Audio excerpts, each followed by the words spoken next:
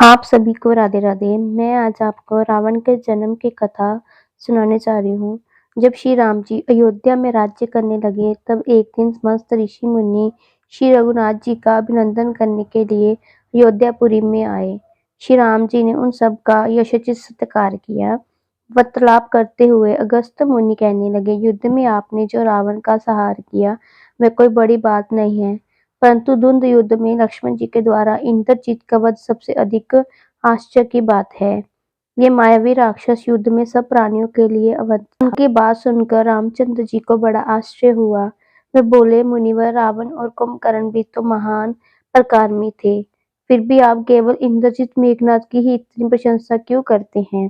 महोदर, प्रहस्त, विरूपाक्ष भी कम वीर न थे।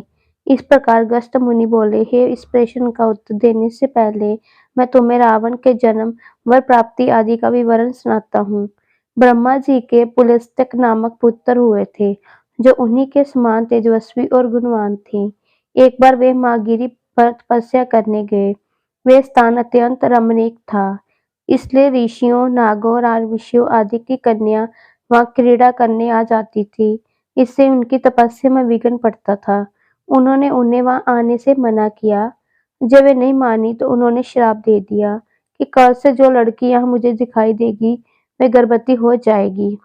शेष सब कन्याओं ने तो वहां आना बंद कर दिया, परंतु राजा ऋषि त्रिबुद्धि की कन्या श्राप की बात से अनजान होने के कारण उस आश्रम में आ गई। माँ ऋषि के दृष्टि पड़ते ही गर्भवती हो गई। जब त्रिबुद्धि को ये बात मालूम हुई तो उन्होंने अपने कन्या को पति के रूप में माँ ऋषि को अर्पित कर दिया। इस प्रकार विश्वा का जन्म हुआ, जो अपने पिता के समान विद्युत और धर्मात्मा हुआ। महामुनि भरद्वाज ने अपनी कन्या का विवाह विश्वा से करवा दिया। उनका विशर नामक पुत्र हुआ। भी धर्मात्मा और विद्वान था। उसने भारी तपस्या करके ब्रह्मा जी को प्रसन्न किया और यम, इंद्र तथा वरुण के सदृश लोकपाल का पद पाया। फिर उसने त्रिकुट पर्वत पर बसी लगा को अपना निवास स्थान बनाया, राक्षस पर राज्य करने लगा। राम जी ने आश्चर्य से पूछा, तो क्या कुबेर और रावण से भी पहले लंका में मांस मशी राशन रखते थे? फिर उनका पुरजन कौन था? ये सुनने के लिए मुझे कौतूहल हो रहा है। तब अगस्त्य जी ने बोले, पूर्व काल में ब्रह्मा जी ने अनेक जल जंतु बनाए, उनमें से समुद्र के जल की रक्षा करने के लिए कहा। तब उन जंतुओं में से कुछ बोले कि हम इसका रक्षस करेंगे, कुछ ने कहा कि हम इसका पूजा करेंगे। इस पर ब्रह्मा जी ने कहा कि जो रक्षस करेगा वह राक्षस कहलाएगा, और जो यश करेगा वह यश कहलाएगा। इस प्रकार वे दो जातियों में बट गए। राक्षस में से हेतु और प्रहेतु दो भाई थे। प्रहेतु तपस्या करने चले गया, परंतु हेती ने बया से विवाह किया, जिसके उसके वित्तकेश नामक पुत्र उत्पन्न हुआ। वित्तकेश के सुकेश नामक परकर्मी पुत्र हुआ। सुकेश के माल्यवान, सुमाली और माली नामक तीन पुत्र हुए। तीनों ने ब्रह्मा जी की तपस्या करके ये वरदान प्राप्त कर लिए कि हम लोगों को प्रेम टूट हो, हमें कोई पराजित न कर सके। वर पाकर वे निर्भय हो गए और सुरों असुरों को सताने लगे। उन्होंने विश्वकर्मा में से एक अत्यंत सुंदर नग बनाने के लिए कहा। इस पर विश्वकर्मा ने उन्हें लंकापुरी का पता बताकर भेज दिया। वहां से वे बड़े आनंद के साथ रहने लगे। मल्यवान के व्रजमुष्टि, विप्राश, सुरमुख, सुदन, यशोकोपतमत और उन्मत्त नामक 7 पुत्र हुए। सुमाली के 10 पुत्र हुए। माली के अनल, अनिल, हर, और स्माति नामक 4 पुत्र हुए। ये सब बलवान और दुष्ट प्रकृति होने के कारण ऋषि मुनियों को कष्ट दिया करते थे। उनके कष्टों से दुखी होकर ऋषि मुनिगण सब भगवान विष्णु जी की शरण में गए। उन्होंने आदेशन दिया कि ऋषियों में से इन दुष्टों का अवश्य ही नाश करूंगा। जब राक्षस को विष्णु के इस आश्रम की सूचना मिली तो वे सब मलिनता करने संगठित हो माली के सेनापति में इंद्रलोक पर आकर आक्रमण के लिए चल पड़े। समाचार पाकर भगवान विष्णु जी ने अपने अस्त्र शस्त्र संभाले राक्षस का संहार करने लगे। सेनापति माली सहित बहुत से राक्षस मारे गए। शेष लंका की ओर भाग गए। जब भागते हुए राक्षस का भी नारायण संहार करने लगे तो मल्यवान क्रुद्ध होकर युद्ध भूमि में लौट पड़ा। भगवान विष्णु जी के हाथों अंत में वे भी काल का ग्रस्त बना। शेष बचे हुए राक्षस सुमाली के नित्य में लंका को त्याग कर पाताल में जा बसे। लंका का कुबेर का राज्य स्थापित हुआ। अब मैं तुम्हें रावण के जन्म की कथा सुनाता हूँ।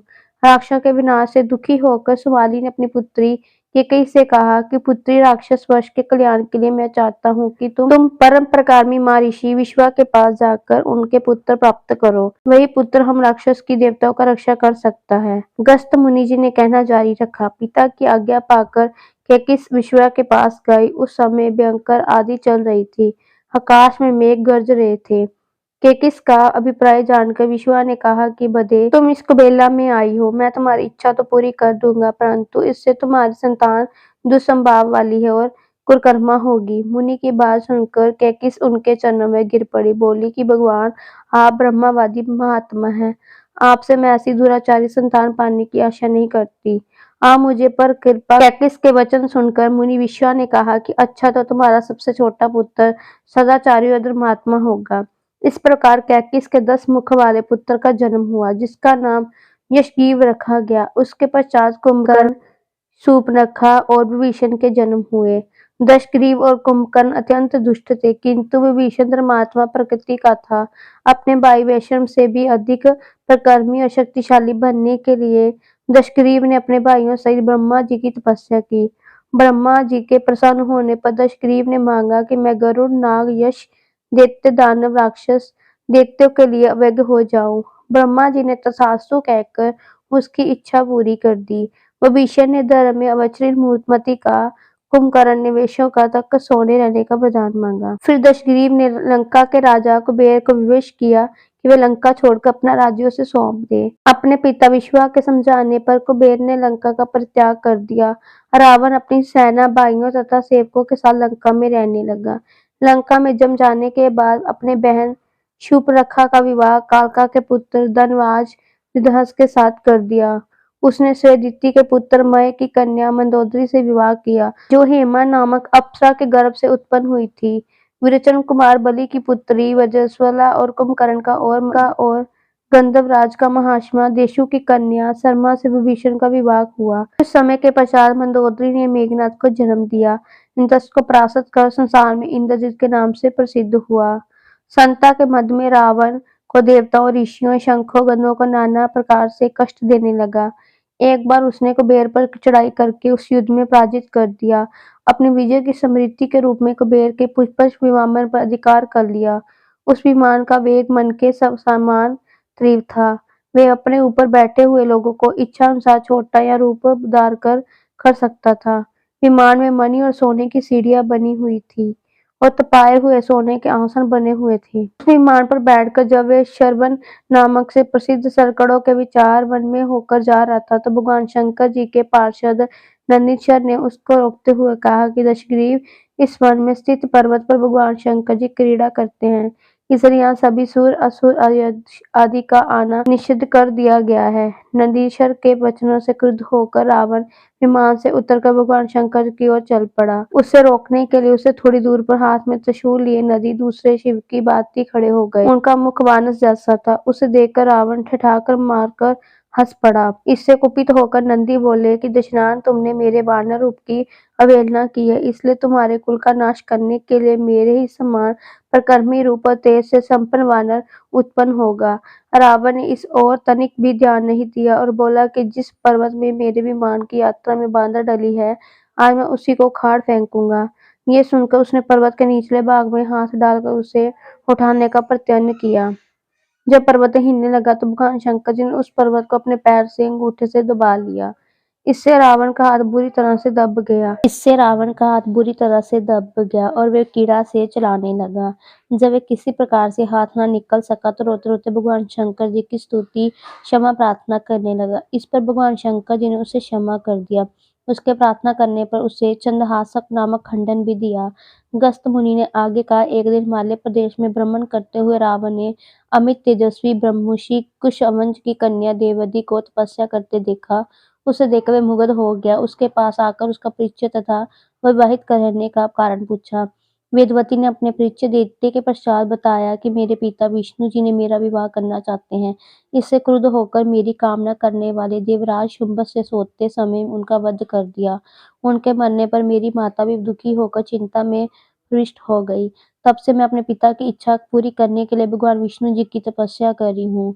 उन्हीं को मैंने अपना पति मान लिया है। पहले रावण वेदवती को बातों में फुसलाना चाहा, फिर उसने जबरदस्ती करने के लिए उसे केश पकड़ लिए। वेदवती ने एक ही झटके में पकड़े हुए केश काट डाले। फिर ये कहती हुई अग्नि में प्रविष्ट हो गई कि दुष्ट तूने मेरा अपमान किया है। इस समय तो मैं ये शरीर त्याग रही हूँ, परंतु तेरा विनाश करने के लिए फिर मैं जन्म लूंगी। अगले जन्म में मैं अयोध्या कन्या के रूप में तुम्हें जन्म लेकर किसी धर्मात्मा की पुत्री बनूंगी। अगले जन्म में कन्या कमल के रूप में उत्पन्न हुई। उस सुंदर क्रांति वाली कमल कन्या को एक दिन रावण अपने महलों में ले गया। उसे देखकर ज्योतिषियों ने कहा कि राजन, यदि ये कमल कन्या आपके घर में रही तो आपके और आपके कुल के विनाश का कारण बनेगी। ये सुनकर रावण ने उसे समुद्र में फेंक दिया। वहां से वे भूमि को प्राप्त होकर राजा जनक के यज्ञमंडल के विद्यापति भूभाग में जा पहुंची। वे राजा द्वारा हल से जोती जाने वाली भूमि से कन्या फिर उत्पन्न हुई। वे वेदवती सीता के रूप में आपकी पत्नी बनी और आप स्वयं सनातन विष्णु है। इस प्रकार आपके वाहन शत्रु रावण को वेदवती ने पहले ही आपके शाप से मार डाला था। आप तो उसे मारने में केवल निमित्त मात्र थे। अनेक राजा महाराजों को पराजित करता हुआ दशग्रीव वंश के राजा हनुमान के पास पहुंचा अयोध्या पर राज्य करते थे। उसने उन्हें ही द्वंद्व युद्ध में करने तथा पराजय स्वीकार करने के लिए ललकारा। दोनों में भीषण युद्ध हुआ, किंतु ब्रह्मा जी के वरदान के कारण रावण उनसे पराजित न हो सका। जब अनिरण का शरीर बुरी तरह से हो गया तो रावण वंश का अपमान और प्रहार करने लगा। इससे कुपित होकर अनिरुद्ध ने उन्हें श्राप दिया कि तूने अपने व्यंग्यपूर्ण शब्दों से इक्ष्वाकुच वंश का अपमान किया, इसलिए मैं तुझे श्राप देता हूँ कि महात्मा इक्ष्वाकु के इसी वंश में दशनंदक नाम का जन्म होगा, जो तेरा वध करेंगे। ये कहकर राजा स्वर्ग सिधार गए।